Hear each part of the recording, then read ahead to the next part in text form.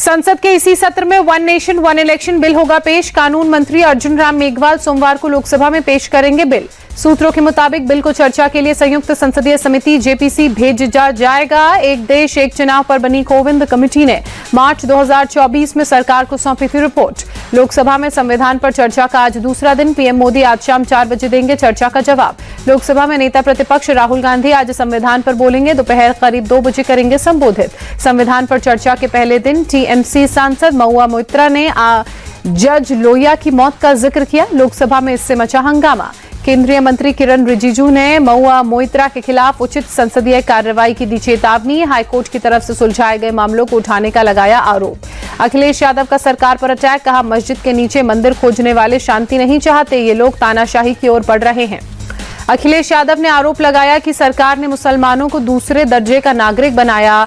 चुन चुन कर मुसलमानों के घर तोड़े जा रहे हैं।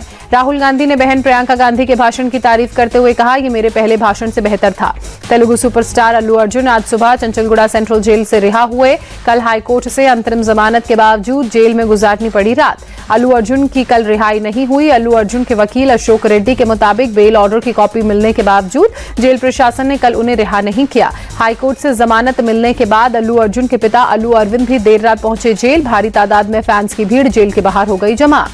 हैदराबाद के एक थिएटर में 4 दिसंबर को मची भगदड़ में एक महिला की मौत मामले में अल्लू अर्जुन की हुई गिरफ्तारी। लोअर कोर्ट ने 14 दिन की न्यायिक हिरासत में भेजा था। मृतक का महिला के पति अल्लू अर्जुन का बचाव करते नजर आए। कहा, इस मामले में अभिनेता की गलती नहीं है, मैं केस वापस लेने के लिए तैयार हूं। अल्लू अर्जुन के समर्थन में फिल्म की को स्टार रश्मिका मंदाना उतरी। कहा, एक व्यक्ति पर हर चीज का दोष मढ़ना ठीक नहीं। अल्लू अर्जुन की गिरफ्तारी को एक्टर वरुण धवन ने गलत बताया। कहा, सिक्योरिटी प्रोटोकॉल की जिम्मेदारी अकेले एक्टर्स की नहीं होती है। पीएम मोदी की अध्यक्षता में आज और कल दिल्ली में मुख्य सचिवों का चौथा राष्ट्रीय सम्मेलन।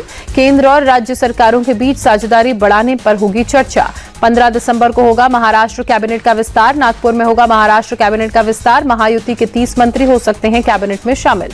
नागपुर राजभवन में आयोजित समारोह में मंत्री पद की लेंगे शपथ।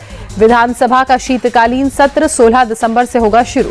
पंजाब हरियाणा के शंभू बॉर्डर से आज किसानों का दिल्ली कूच। दोपहर 12 बजे 101 किसानों का पहला जत्था होगा रवाना।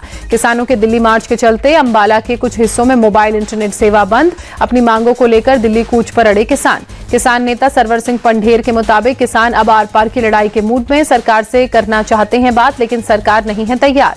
सरवर सिंह पंढेर ने कहा, एक तरफ संसद में संविधान पर चर्चा हो रही है, दूसरी तरफ किसानों को रोकने के लिए सड़कों पर दीवार बनाई गई। ये किस संविधान के तहत हो रहा है? किसान आंदोलन को लेकर राज्यसभा सांसद रामचंद्र जांगड़ा का विवादित बयान। कहा, पंजाब की वजह से हरियाणा में नशा बढ़ा। सिंघू और टिकरी बॉर्डर के आसपास के गांव की 700 लड़कियां लापता। बीपीएससी परीक्षा के दौरान पटना के बाबू परीक्षा भवन में अभ्यर्थियों ने हंगामा किया। कुछ छात्रों ने क्वेश्चन पेपर लेट से मिलने का आरोप लगाया। अभ्यर्थियों के हंगामे से पटना के डीएम चंद्रशेखर आग बबूला हो गए। परीक्षा भवन के बाहर एक छात्र को थप्पड़ मार दिया। बीपीएससी चेयरमैन रवि मनु भाई ने बीपीएससी परीक्षा में पेपर लीक के आरोपों को गलत बताते हुए कहा, किसी सेंटर पर कोई पेपर लीक नहीं हुआ है। आयोग पर उठ रहे सवालों की जांच की जाएगी। बीपीएससी परीक्षा के दौरान छात्रों के विरोध प्रदर्शन पर तेजस्वी यादव ने कहा, छात्र छात्राओं पर लाठीचार्ज की घटना हुई, लेकिन मुख्यमंत्री जी मौन हैं। तेजस्वी यादव ने निशाना साधते हुए कहा, मौजूदा वक्त में सरकार कोई भी परीक्षा बिना पेपर लीक के करवा नहीं पाती। बोले, आने वाले समय में यही नौजवान सरकार को आईना दिखाने का काम करेंगे।